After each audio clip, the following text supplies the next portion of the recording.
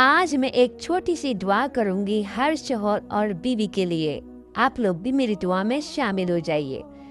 या अल्लाह, हर बीवी को ऐसा शोहर अता फरमा जो उसकी इज्जत करे, उसका ख्याल रखे, और हर शोहर को ऐसी बीवी अता फरमा जो उसका सुकून बने, उसका साथ दे, उससे मोहब्बत करे, उससे मुखलिस रहे।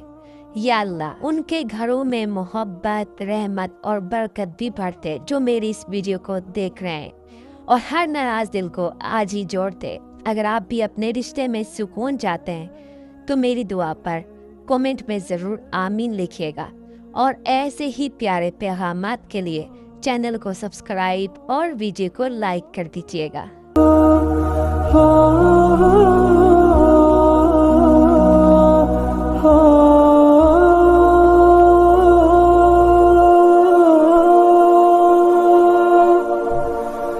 है